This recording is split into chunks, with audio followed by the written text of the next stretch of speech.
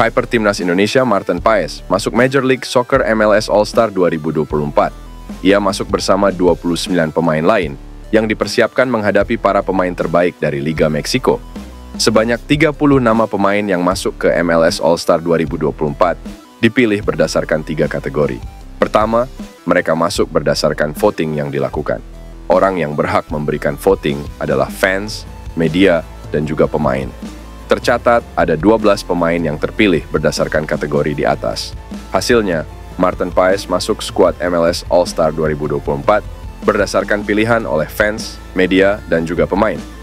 Rencananya, laga MLS All-Star 2024 akan digelar di Columbus Crews Lower.com Field pada 24 Juli 2024. Menarik menanti berapa menit tampil yang didapatkan Marten Paes di laga ini. Marten Paes berpotensi tampil sebagai starter di laga nanti.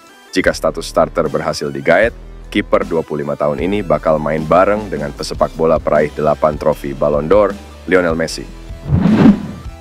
Langkah PSSI untuk segera naturalisasi Ole Romeni terbilang cukup tepat lantaran calon striker Timnas Indonesia itu baru saja tampil apik dan cetak gol di Eropa. Sebelumnya, nama Ole Romeni memang tengah jadi sorotan lantaran masuk dalam daftar naturalisasi buat perkuat Timnas Indonesia di kualifikasi Piala Dunia 2026.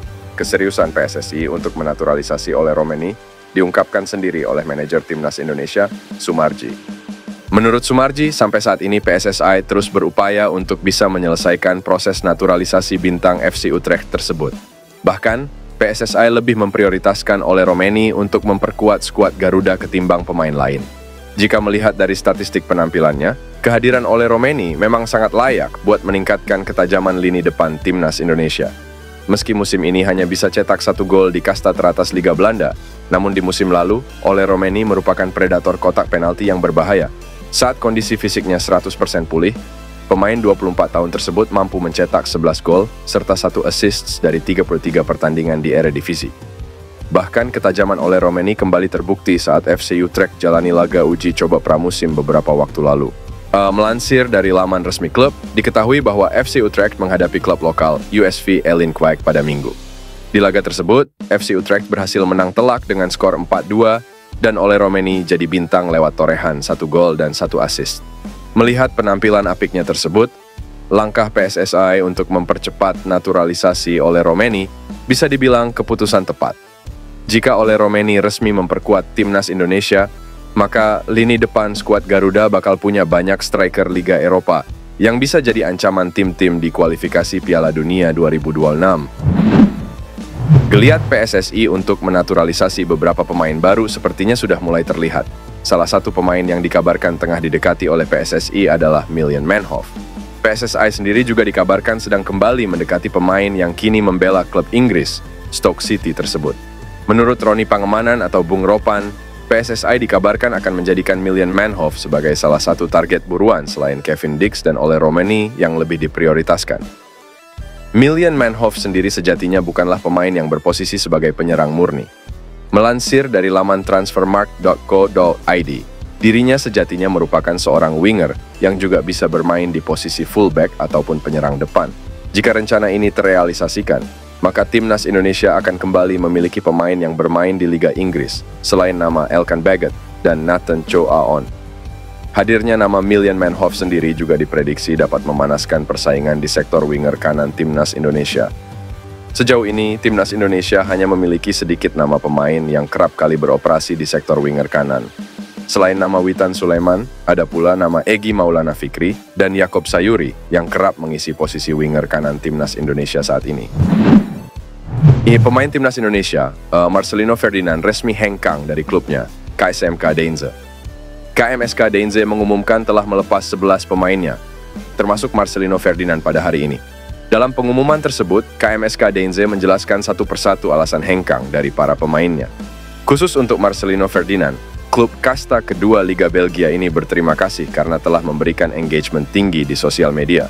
Marcelino Ferdinand datang dari Persebaya Surabaya, salah satu klub sepak bola terbesar dan terpopuler di Indonesia. Pada Februari 2023, pemain asal Indonesia berusia 18 tahun itu datang ke KMSK Deinze untuk mendapatkan pengalaman pertamanya di Eropa. Kedatangannya menjadi dorongan besar bagi media sosial klub, tulis KMSK Deinze.